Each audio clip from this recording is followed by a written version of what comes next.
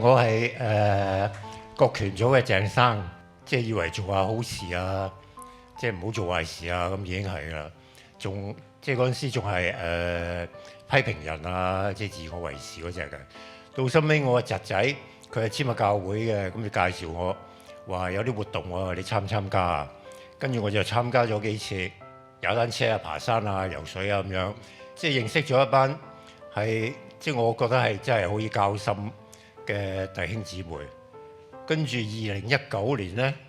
跟住我就入咗千麥社區浸信會嗰陣時，其實個靈命都係即係好淺嘅，即係開心係由邊度嚟呢？就係啲吃喝玩樂啊。到收尾決咗志，跟住開始參加呢個崇拜啊、小組啊、靈修分享啊，跟住就開始慢慢認識到呢，其實呢個開心係嚟自呢個即係俾人愛啊，或者同埋愛人啊。其實呢樣咁精嘅嘢係因為耶穌先愛我哋，即係開始對呢個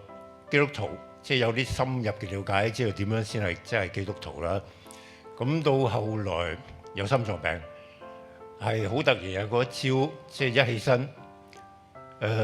個心口好痛，跟住車咗去急症室，跟住打支毛，跟住可能做咗手術啦。跟住醒翻之後，以為可以出得院，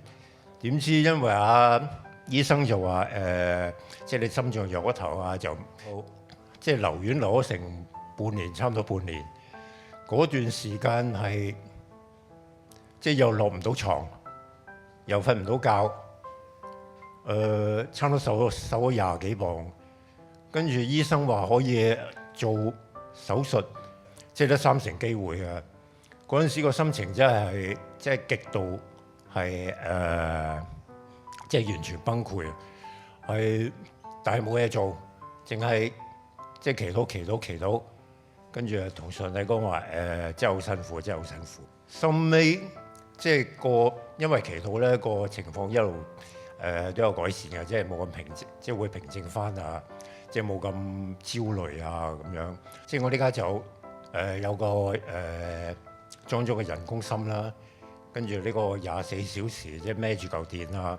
跟住有條電線穿入去個心嗰度供電啊，又換咗個心瓣啊，跟住又裝咗嚿嘢，即係如果你個心跳得太快啊，即係佢就會電擊你啊咁樣，係好痛嘅覺得，所以心情係即係成日都好低落嘅，即係呢家都係其實，但係我呢家係絕對相信，即係呢條路，即係咁艱難嘅路咧，係唔係我自己走，係真係相信耶穌基督係同我一齊走嘅。所以其實我呢家係即係會有翻新嘅盼望，即係開心翻，即係開心翻。咁而家我就同我太太一齊受浸啦。咁我係感謝上帝嘅。